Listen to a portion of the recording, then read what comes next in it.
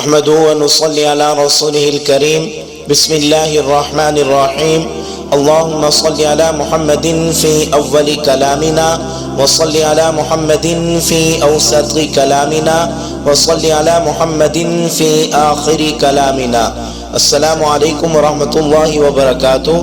آپ دیکھ رہے ہیں الضحیٰ میڈیا چینل اور میں آپ سب کا بھائی محمد عبداللہ. امید ہے کہ آپ سب احباب خیر و عافیت سے ہوں گے. اللہ تبارک و تعالیٰ آپ سب کو سلامت رکھے، خوش رکھے. اللہ رب العزت آپ سب کی زندگیوں میں برکتیں عطا فرمائے اور اللہ تبارک و تعالیٰ آپ سب کے دل کی مرادوں کو پورا فرمائے. آمین. آج آپ کو متقی دل والے کون ہیں اس کے متعلق بتانا ہے.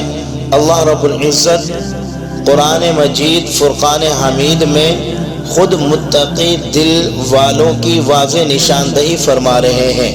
ارشاد ہے والذی جاء بالصدق وصدق به اولئک هم المتقون لهم ما یشاءون عند ربهم ذلک جزاء المحسنین. اور جو سچی بات لے کر آیا اور اس نے اس کی تصدیق کی وہی لوگ متقی ہیں. ان کے لیے ان کے رب کے پاس ہر وہ چیز ہے جو یہ چاہیں. نیک لوگوں کا یہی بدلہ ہے جن کے دلوں میں اللہ تعالیٰ کا ڈر ہے.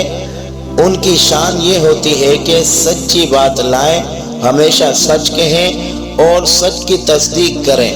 یعنی تقوی والا وہ ہے جس کے دل میں زندگی کے ہر شعبے میں سچائی نظر آئے.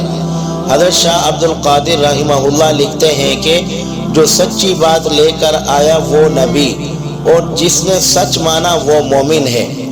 تقوی اختیار کرنا ہر مسلمان پر اللہ تعالیٰ نے فرض عین قرار دیا ہے.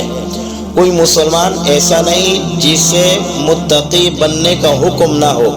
یہ حکم قرآن مجید میں کئی مقامات پر موجود ہے. فرمایا یا ایھا الذین آمنوا اتقوا اللہ وکونوا مع الصادقین. اے ایمان والو اللہ تعالیٰ سے ڈرو اور سچوں کے ساتھ رہو. جس طرح گلاب کی صحبت سے تل کا تیل روغن گلاب ہو جاتا ہے، اب اس تیل کو تل کا تیل نہیں کہتے. اسی طرح سچے متقی لوگوں کے ساتھ رہ کر انسان بھی متقی بن جاتا ہے. اسی طرح نفس کا تیل نکلنے سے بھی آدمی متقی بن جاتا ہے. نفس کا تیل یعنی نفس کی بری خواہشات پر عمل نہ کرنا اس کا تیل نکالنے کے مترادف ہوتا ہے. کہتے ہیں کہ لوہے نے پتھر سے سوال کیا کہ اے پتھر، سنا ہے جو تیرے ساتھ لگے مس ہو جاتا ہے وہ سونا بن جاتا ہے، کیا یہ سچ ہے اور اس کی کوئی دلیل ہے تیرے پاس؟ پتھر نے جواب دیا اے ناداں، پوچھتا کیوں ہے؟ تو ذرا میرے ساتھ لگ مس ہو کر تو دیکھ کہ سونا بنتا ہے کہ نہیں. اے انسان، تو بھی اگر کونوا مع الصادقین سچوں کے ساتھ رہو گے تو تم بھی سچے بن جاؤ گے.